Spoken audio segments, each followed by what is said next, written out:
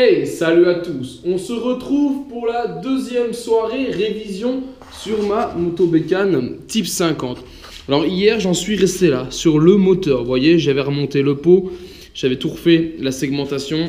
J'ai installé la nouvelle courroie, le cache-courroie qui était absent, le carbu est nettoyé, la durite d'essence neuve est prête. Voilà, tout était bien fixé. Vous voyez, les ressorts du pot ont été remis aussi. Il en manquait, j'ai retrouvé les deux mêmes. Donc voilà, ça c'est prêt. Qu'est-ce que je vais faire aujourd'hui? Je vais essayer, c'est dans un premier temps, changer les pneus. J'ai trouvé dans mon stock 2 pneus en 17. Donc ça, je peux y faire ce soir. J'ai retrouvé 2 poignées caoutchouc d'origine. Regardez la souplesse.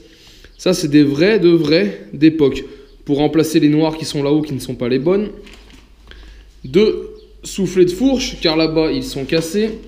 Derrière, je vais refaire donc le kitchen. J'ai déjà le pignon 11 dents.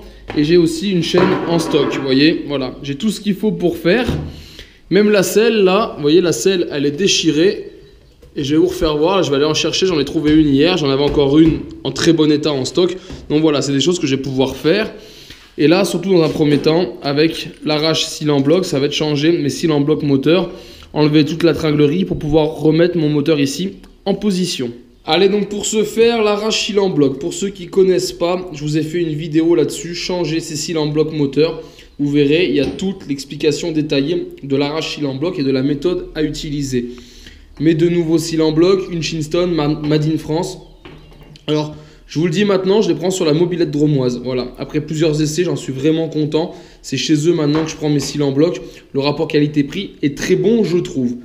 Petit coup de WD-40, pourquoi? Moi je mets un petit coup de WD-40 des deux côtés, comme ça ça mange pas de pain. Et au moins c'est plus facile à enlever, je trouve. Et après, un cliquet pour tourner. Et cette petite pince, je sais pas si vous connaissez, c'est comme une pince multiprise, mais plate, vous voyez, type, on va dire clé à molette et qui est réglable. C'est-à-dire là, quand vous faites votre réglage, vous voyez, une fois que vous lâchez, vous avez un cran et là ça ne bouge plus. Et voilà, elle est très petite, vous voyez, et franchement très pratique. Alors si vous en trouvez une, n'hésitez pas, ça dépanne vraiment bien. Allez, voilà, l'arrache cyle en bloc en place, le cliquer dessus, je vais mettre la pince derrière pour tenir mon écrou et vous allez voir, c'est vraiment très rapide.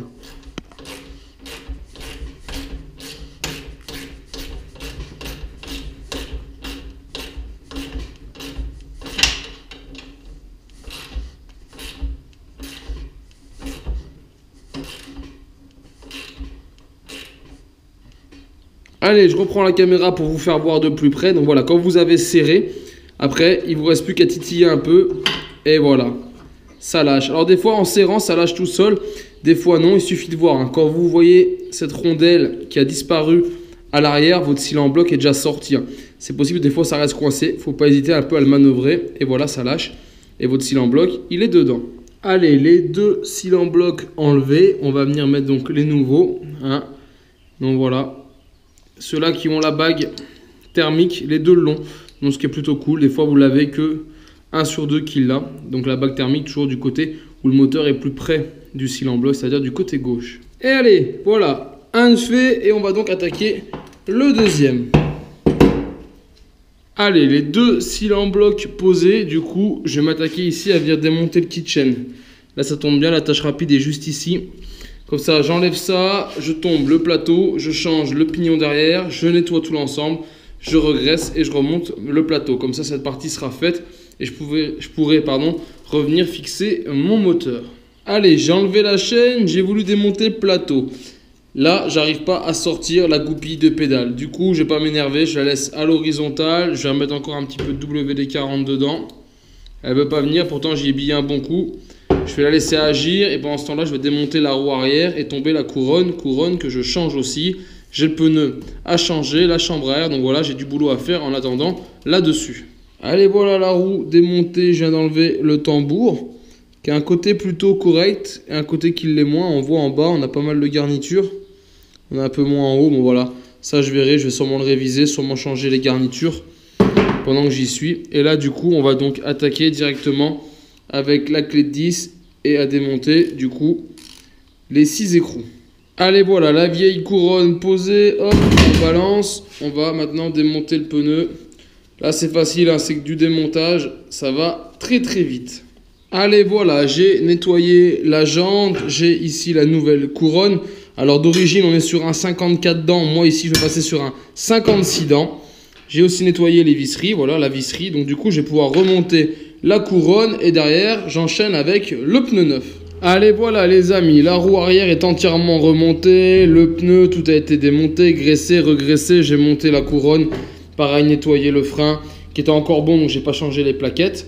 Donc voilà, pour ça du coup on est tout bon et maintenant je vais attaquer donc cette partie là pendant que je suis sur l'arrière. J'ai remonté aussi la coque de phare, voilà. Là je vais démonter les suspensions une par une, je la prends, je nettoie la partie gauche du brossillon, je remonte et après je ferai l'autre côté. Comme ça m'évite de laisser le brossillon en libre et de prendre le risque de béner la mobilette.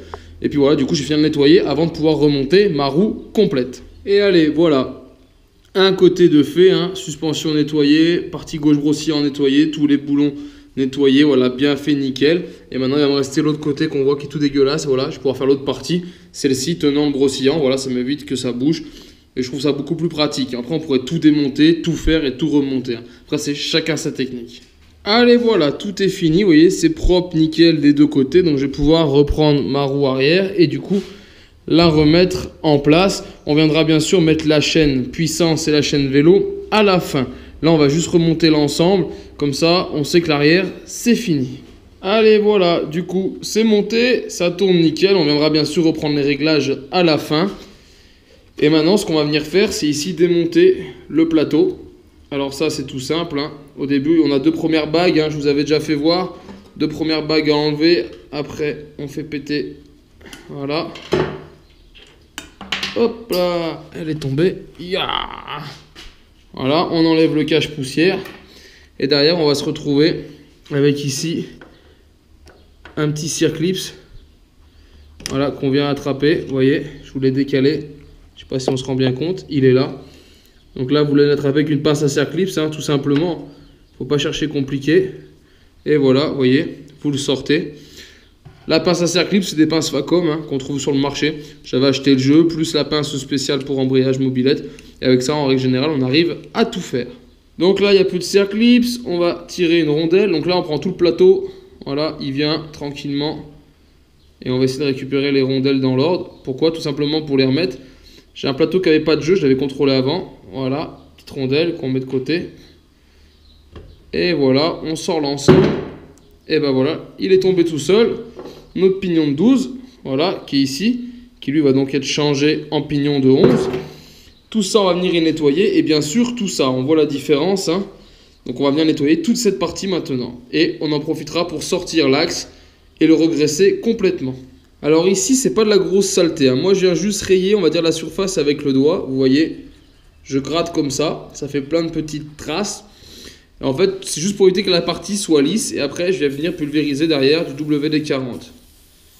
Voilà. Et on va laisser agir comme ça 2-3 minutes. Même pas quelques secondes, on va dire. Et vous allez voir, comme on a rainuré, le produit va rester, va passer derrière, là où j'ai gratté.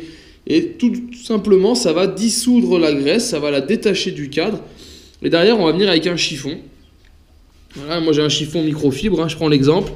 Et on va venir frotter, regardez. Voilà, et là, on force franchement pas. Et vous allez voir, si je remets un coup de chiffon plus propre, et ainsi de suite. Hein, regardez la différence.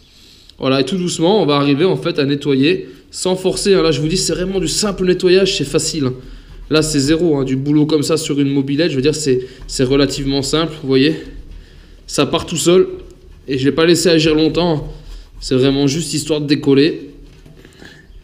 Et après, on fignolera bien sûr avec des produits de polissage. Mais au début, on enlève le plus gros. Allez, voilà, le nettoyage de la partie centrale, c'est fait. J'ai aussi fait l'arrière de mon plateau, vous voyez, qui est maintenant nickel hein, par rapport à tout à l'heure. On va donc pouvoir venir y installer ici notre pignon de 11 dents. On va quand même s'assurer que ça passe bien quand on verrouille le pignon. Parce que bon, normalement du 12 au 11 ça passe bien. Ceux qui ont du 13, vous n'arrivez sûrement pas à faire du 13-11. Normalement une taille on doit pouvoir la faire. Plus ça devient compliqué. Hop, on va verrouiller. Voilà. Nickel. On voit bien, regardez. C'est bien verrouillé. Donc là il n'y a pas de souci. Ça ne bougera pas, on pourra rouler comme ça. Et allez, voilà, le plateau est remonté, donc du coup, c'est tout bon. Je viendrai remettre la pédale sûrement à la fin. Je vais d'abord reposer le moteur, mettre ma courroie, et seulement après, je viendrai mettre ma pédale. Donc voilà, pour ça, c'est fini. Bah, je vais continuer à avancer tout doucement. C'est-à-dire là, je vais tomber tout ce qui est câble et gaine. J'avais coupé, hein, mais je vais les enlever.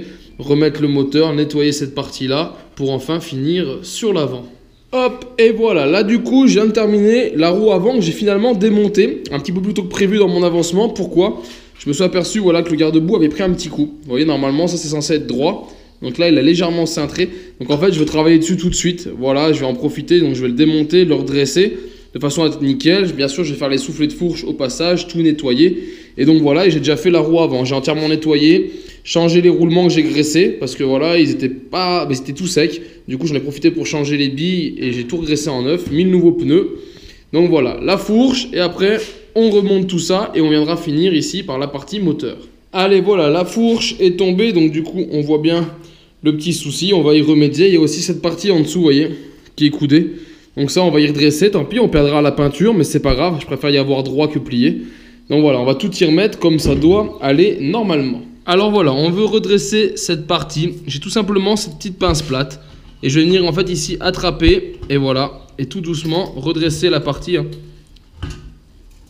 Et on va réussir à reprendre la forme originale, vous allez voir. Et ceci sans abîmer trop de peinture. Si on venait à taper, on abîme légèrement un peu plus que maintenant. Donc voilà, de toute façon c'est perdu. Hein. La couleur est perdue, ça on le sait. Et voilà, on va essayer de rechoper le galbe d'origine du garde-boue. Allez, voilà, comme vous voyez, c'est tout revenu. Donc, bah voilà, je vous avais dit, la peinture, il n'y en avait déjà plus, donc c'est perdu.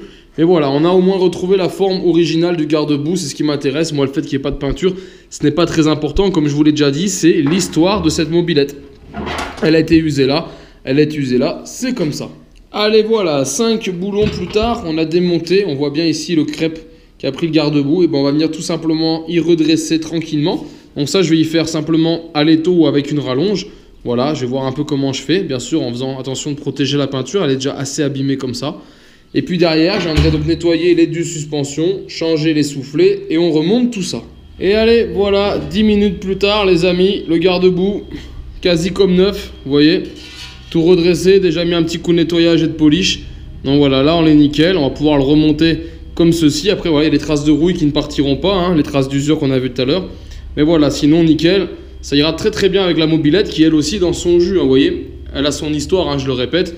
On n'est pas en train de faire du neuf, on est juste en train de réviser, restaurer une machine pour qu'elle roule. Allez, je vous refais un petit point vidéo. Je suis en train de nettoyer toutes les pièces, vous voyez les tringles, chaque boulon que j'ai démonté. Voilà, lui le garde-boue c'était fait. Je viens de nettoyer la fourche, changer aussi nettoyer les tubes, changer les soufflets, regraisser l'ensemble. Donc voilà, c'est tout bon. Là, je vais procéder au remontage des tringles et on viendra remettre le garde-boue sur sa fourche. Allez, voilà les amis, l'avant est remonté, regardez comme ça fait tout de suite mieux, on voit c'est parallèle, ça fait bien propre, en plus les pièces sont nettoyées donc là c'est nickel. Pareil au niveau du garde-boue à l'avant, on est bien, on est vraiment dans l'axe, donc là il ne faut vraiment plus qu'à remonter la roue, on est tip top. Allez voilà, la roue est remontée, j'ai fait un test de suspension, on est bien dans l'axe, tout est bien réglé, donc là on est nickel, on va pouvoir passer au remontage du moteur. Allez, voilà les amis, le moteur est remonté avec le carbu, la courroie, tout a été aligné, le ressort a été serré, l'axe pareil. Donc voilà, là, on est bon. Qu'est-ce qui va me rester? Le robinet d'essence a changé, la durite est déjà présente. Ici, la selle a changé. Et après, mettre les câbles et les gaines sur cette machine. Et remettre la chaîne vélo et la chaîne puissance. Et elle sera donc finie. Alors les amis, je vais en rester là sur cette vidéo. En effet, pour ce qui reste à faire, c'est quelques bricoles. J'ai aussi les poignées, le rétroviseur à régler. Voilà, tout plein de petits détails. Mettre aussi une pompe, parce qu'à l'époque, il y avait une pompe dessus. Donc voilà, mais tout ça, ce sera un peu la surprise. Hein. On se retrouvera donc pour le tuto de cette machine, ainsi que l'essai de cette moto bécane type 50. En attendant, je vous invite donc à me retrouver sur ma chaîne 100% Mobilette Youngtimer pour d'autres vidéos, tutos et présentations. Et en attendant, ciao ciao!